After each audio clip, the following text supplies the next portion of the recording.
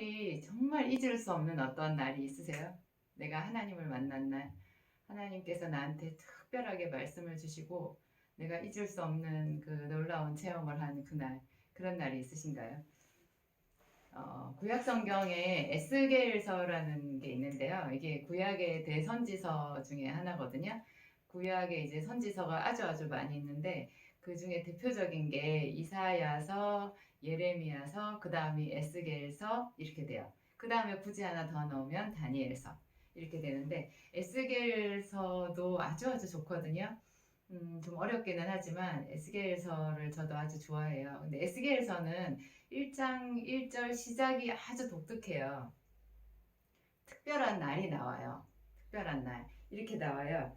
서른째 해 넷째 달 초닷새 이렇게 나와요. 서른째 해 넷째 달 초닷새.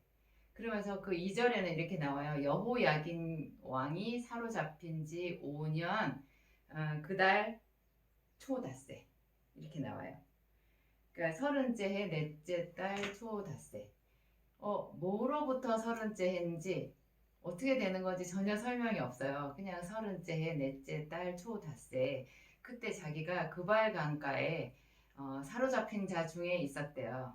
그렇게 설명이 나와요. 이게 이제 역사적으로 보면 이스라엘 백성들이 그 이제 예루살렘이 망하고 느부갓네살 왕에게 사로잡혀 가지고 바벨론으로 끌려가거든요. 그때 그 포로기의 선지자가 에스겔이에요. 이 에스겔 선지자가 그 그발 강가에 있었다라는 것은 느부갓네살 왕이 사로잡아간 이스라엘 백성들을 그발 강가에 두었다고 하거든요. 그발 강은 바벨론이라고 하는 그 큰 제국의 그 드넓은 땅에 수많은 강 중에 하나예요. 성경에 그발강이 나오는데 어, 어, 다니엘서에도 히데길 강이 나오고 을레강이 나오죠. 그 성경에 특히 구약 성경 그 포로기 시절에 썼던 선지서에 보면은 강 이야기가 이처럼 많이 나와 있는데 그게 이제 그 포로로 잡아갔던 그 정복국이었던 바벨론 그다음에 페르시아 이런 나라 사람들이 포로였던 이스라엘 백성들을 주로 강가에 두었기 때문이라고 해요. 유명한 오페라가 있죠. 베르디 이탈리아의 오페라 작가 베르디가 쓴 나부코라고 하는 그 오페라가 있는데요. 거기에 아주 유명한 합창곡이 있어요. 그게 히브리 노예의 합창이거든요. 그때 그 나부코라고 하는 그 제목이 느부갓네살 왕을 말한다고 하고요. 성경에 나오는 그 히브리 노예의 합창 이 사람들 그러니까 느부갓네살 왕에 의해 가지고 바벨론으로 포로로 끌려갔던 그 히브리 노예를 말해요. 그 노예들이 거기서 그 강가에서 자기들이 잃어버린 나라를 그리워하고 한탄하면서 합창으로 부르는 노래가 그게 히브리 노예의 합창이거든요. 그 오페라가 그 저기 발표됐을 당시에 이탈리아 사람들이 너무너무 그 노래에 감동을 했다고 그래요. 그 당시에 이탈리아 사람들이 그런 환란 중에 있었다고 하네요. 자기들이 식민지까지는 아니었겠지만 하여튼 그 프랑스인가 그 나라에 의해 가지고 너무너무 많이 고초를 당하고 힘든 일이 있었다라고 해요. 그래서 역사적으로 자기들이랑은 다른 민족이지만 히브리 노예들이 그러니까 이스라엘 사람들이 바벨론의 포로로 끌려가서 거기서 하나님의 은혜와 또 자기들이 잃어버린 나라와 그런 것들을 그리워하고 안타까워하면서 기도식으로 부르는 노래였거든요. 그 노래를 너무너무 좋아했다고 해요. 저희도 제가 고등학교 때 그 저희 학교 교내 합창 대회가 있었는데 전교생들이 다 반 단위로 출전하는 합창 대회였거든요. 그냥 노래를 잘하는 나이나 못하는 나이나 그냥 다 그 자기 반의 반원으로서 전원 참석하는 그런 합창 대회였는데 그때 그 반마다 노래를 이제 자기들이 정해서 부르잖아요. 제일 많이 불렀던 노래 중에 하나가 히브리 노예의 합창이었어요. 여러분들도 아마 들으면 잘 아실 거예요. 예, 이 지금 에스겔이 서른째 해 넷째 달 초닷새라고 말하고 있는 이 시간 그리고 그바의 강가에 사로잡힌 자 중에 있었다라고 말하는 요 어떤 장소적인 그런 특징이 있잖아요. 이런 것들이 말해 주는 것이요. 그만큼 낯설고 먼 곳에 포로로 잡혀가서 사방에 모든 문이 닫혀 있고 그냥 지옥에 어떤 떨어져 있는 것 같은 버려진 자 같은 그런 상황을 말하는 거예요. 그런 시간을 얘기를 하는 거예요. 이제 목사님들의 설명에 따르면 이 서른째 해라고 하는 것이 에스겔 자신의 나이라고 말씀하시기도 하더라고요. 그러니까 에스겔은 부시의 아들, 제사장 부시의 아들이기 때문에 에스겔도 당연히 제사장이 된다고 해요. 이제 이스라엘은 그렇잖아요. 제사장 집안에서 제사장이 나타나고 그 지파에 따라서 그 자기의 어떤 직임이 정해지는데 레위 지파 중에서 아론의 자손이고 그 중에 자기 아버지가 또 이제 제사장이었으니까 에스겔도 당연히 제사장이 되는데 이 서른째 해 에스겔의 나이가 서른째 해였다고 가정을 하면 30이 되었을 때 딱 제사장으로서 서품을 받는 나이라고 해요.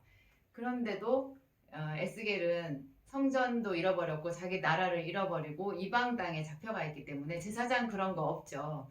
전혀 제사장이 되고 싶어도 성전도 없고 아무것도 없어요. 그런 어떤 막막한 것을 이 문장 하나로 다 표현한다고 그래요. 근데 이렇게 사방이 닫혀 있고 버려진 자 같은 이런 때 극적인 사건이 있었는데 그것이 바로 하나님이 나타나셨다라는 거예요. 하나님이 그곳에 나타나셨어요. 에스겔은 대단한 이상을 보거든요. 에스겔에서는 1장 1절부터 28절까지 나와 있는데요. 이 28절까지가 전부 다 하나님께서 어떤 모양으로 자기에게 나타나셨는지 그 영광의 형상을 묘사하고 있어요. 정말 하나님께서 나타나셔서 에스겔에게 무슨 말을 했는지는 2장부터 나오거든요. 2장 1절에 보면 그가 내게 이르시되 인자야 내 발로 일어서라. 이렇게 이제 하나님의 말씀이 시작돼요. 그러면 1장 1절부터 28절까지는요. 무슨 이야기냐? 전부 하나님이 어떤 모양이셨는지 그 모양을 얘기하고 있는 거예요. 그 하나님이 정말 두렵고 무서우며 거룩하고 가까이 가지 못할 그런 빛 가운데 계시거든요. 근데 하나님 그 주변에 천사가 있는데 그 천사가 우리가 생각하는 어떤 날개 달린 사람의 모양이 아니고요. 되게 좀 특이한 모양이에요. 얼굴이 그 생물들이라고 여기는 그렇게 나와 있거든요. 생물들이 있는데 이 생물들이 사람의 얼굴도 있고 사자의 얼굴도 있고 소의 얼굴도 있고 독수리의 얼굴도 있다. 이렇게 말해요. 근데 제가 보면 요 구절이요. 여기 이 부분이 이사야서 6장하고 딱 맞닥뜨려지거든요. 이사야 선지자도 그 성전에서 하나님의 영광을 보아요. 하나님의 임재를 경험하는데 그때 이사야도 스랍이라고 해가지고 하나님과 함께 있는 그 천사들을 묘사를 하는데요. 그 스랍들과 이 에스겔이 말하고 있는 이 생물들이 아주 닮아 있어요. 근데 약간은 다르거든요. 그 제 생각에 예를 들면 한쪽에는 날개가 6이라고 그러고 한쪽은 날개가 4개라고 이렇게 말하고 있어요. 이사야서에서 아마 4개라고 말하고 있을 거예요. 그리고 또 이게 똑같은 비슷한 장면이요. 요한계시록에 있어요.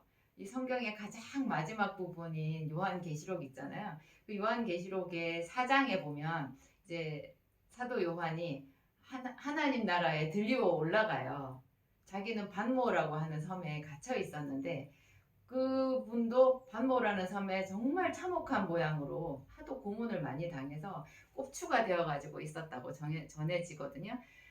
포로로 잡혀 있고 뭐 포로라고 해야 되나 하여튼 거기 꼼짝없이 반모라고 하는 섬에 유배 중인 거예요. 그러니까 몸도 뼈가 다 꺾어져서 등이 굽어진 꼽추가 되어 있고 정말 쇠약하고 고통스럽고 갇혀 있는 그런 반모섬에 하나님께서 오신 거예요. 주 예수님이 부활하신 예수님이 오셨어요. 그래서 그분이 이제 아시아에 있는 7교회에 할 이야기들을 다 하신 다음에 그 다음에 이제 하늘나라로 그 하늘 문이 열렸는데 그 문으로 목소리가 들리거든요. 이리로 올라오라. 그래가지고 사도 요한이 그 올리워서 가요. 살아있는 사람이 하늘나라에 올리워 가는 거예요. 그러니까 이런 모든 것에 공통점, 이사야가 본 하나님, 에스겔이 본 하나님, 그 다음에 신약 성경의 사도 요한이 본 하나님, 그 하나님께서 친히 임하신 그 시점이요. 전부 다 이 사람들이 너무나 고통스러워하고 힘들어하고 사방이 막혀있고 그런 가운데서 주의 이름만 불렀을 때 하나님께서 임하셨다라는 거예요. 저는 이런 부분들을 묵상해서 볼 때 제가 꼭 그 현장에 있는 것 같은 거예요. 제가 이사야가 된 것 같고 내가 에스겔이 된 것 같고 내가 사도 요한이 된 것 같은 거예요. 그래서 제가 너무 힘들고 고통스럽고 저도 눈물 나는 그런 때가 많이 있었고 지금도 그렇거든요.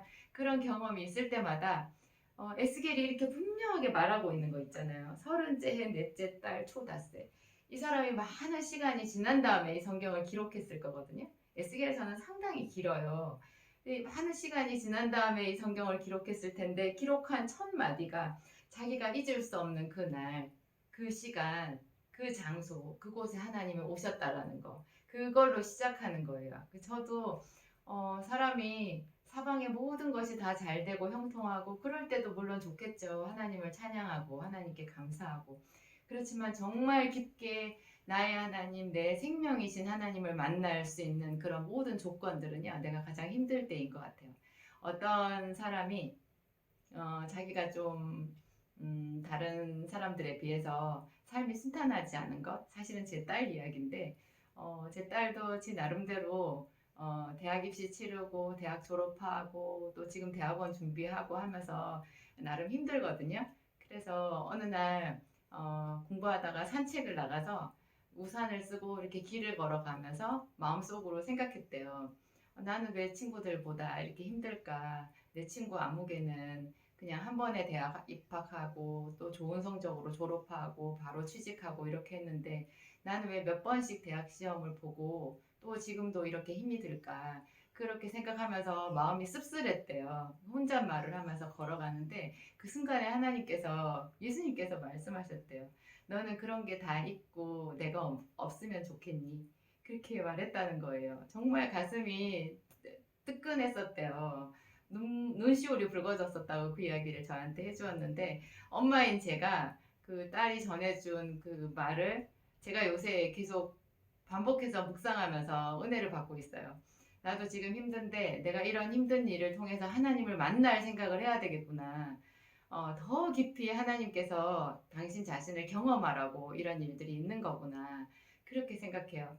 그래서 저도 에스겔처럼 그날 그 시간 어떤 그 장소를 나중에 떠올리게 되지 않을까. 지금 이제까지 살아오면서도 저에게도 그런 어떤 특별한 체험의 순간들이 있었거든요.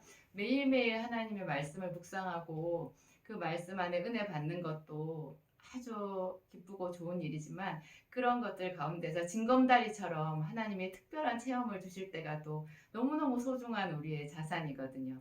이것이 믿는 사람들이 누릴 수 있는 이 세상에 알 수 없는 그런 특별한 경험들인 것 같습니다. 여러분들도 에스겔의 하나님, 이사야의 하나님, 그리고 사도 요한이 경험한 그런 하나님을 더 풍성하게 경험하게 되시기를 바랍니다. 감사합니다.